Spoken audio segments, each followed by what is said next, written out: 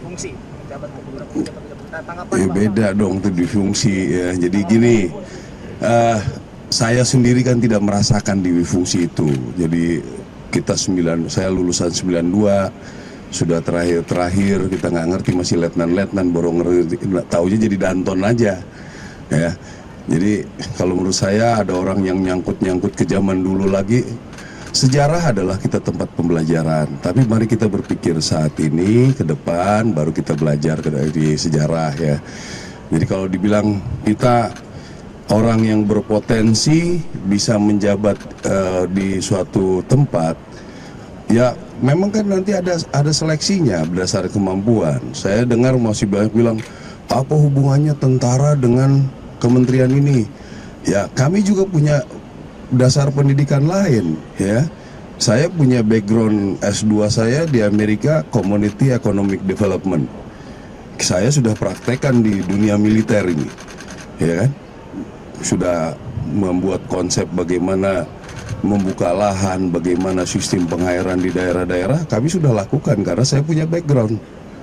Teman-teman saya juga banyak yang punya background ekonomi, background hukum, background ya kan. Jadi nggak bisa ya, maaf nih kalau bilang gini, Menteri Kesehatan apakah dokter? Kan nggak juga. Manajemen, leadership itu penting. Ini juga perlu dijelaskan pada teman-teman yang lain. Bukannya kita ingin membangun, kita doktrinnya adalah berbakti pada negara dan bangsa. Kita punya kemampuan, kan sayang. Teman-teman saya di tentara ini sudah tour of duty, tour of area, ngerti di ujung-ujung. Sekarang berapa persen orang yang mengerti tentang dari Sabang sampai Merauke? Kan banyaknya di tentara. Jadi kalau misalnya ada pembangunan di daerah mana, kami banyak yang lebih mengerti, kan sayang. Bukan berarti kami harus tentara itu perang terus, enggak. Apalagi doktrin tentara kita ada teritorial, kita mengertilah ya.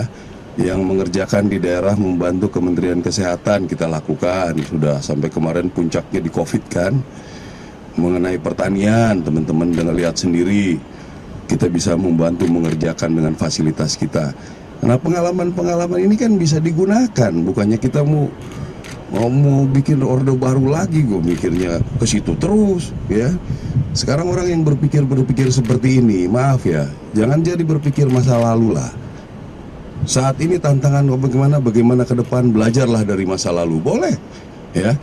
Tapi yang saya bilang ini generasi sekarang ini orde baru, dia sejarah aja dia taunya ya. Mau menguasai kementerian segala macam. Ini ada orang punya potensi, sayang. Itu kalau menurut pendapat saya. Tanyanya pendapat saya kan. Nah itu pendapat saya. Nah apalagi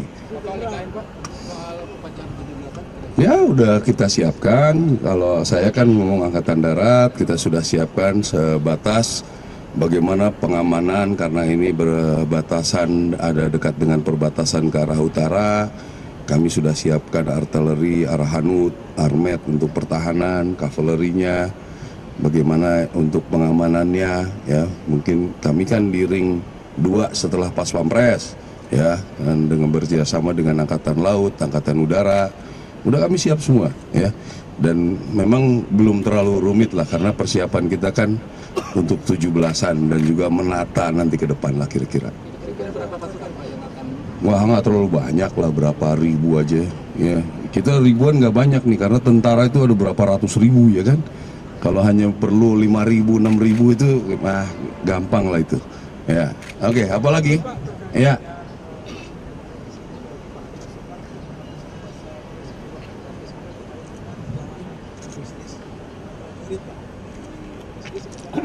Nah ini pendapat saya lagi nih ya. Jadi gini, kenapa kita tidak boleh bisnis? Karena menggunakan kekuatan. Sebenarnya sama dengan pemilihan itu. Tentara harus keluar dulu supaya jangan menggunakan kekuatannya ya. Jadi kalau kita berbisnis, kata-kata bisnis itu bagaimana? Kalau misalnya kita buka warung, ya apa berbisnis tuh? Ya kan, kalau misalnya jual beli misalnya motor atau apa, ya kalau dia belinya benar, tidak mempergunakan itu ya. Jadi berbisnis ya bisnis, ya nggak boleh itu saya tiba-tiba ngambil alih menggunakan kekuatan. Nah itu nggak boleh, dan itu juga saya kira dengan zaman demokrasi sekarang ini udah nggak ada lagi lah ya mempergunakan kekuatan. Sekarang tentara takut sama media kok, takut sama TikTok ya kan ya, ngeri itu, tentara udah dilatih tembak-tembakan juga sama TikTok, takut sekarang ini ya. Itu kenyataan yang terjadi ya.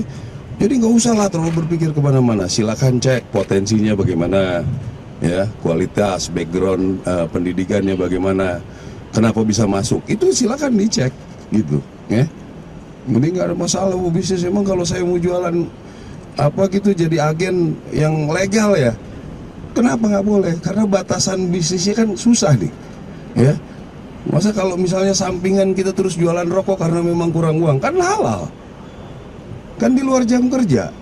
Kecuali kalau media masuk harus beli rokok saya, nah itu nggak boleh tuh ya kan, gitu ya kan. Nggak usah terlalu diiniin lah, udah.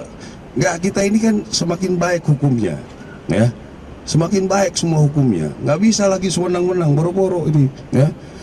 Kan tahu sendiri rekan-rekan media, kasus-kasus 10 tahun aja bisa terungkap lagi ya. Gue pikir saya berani jadi kasat, makin penakut sekarang ini jadi kasat ya.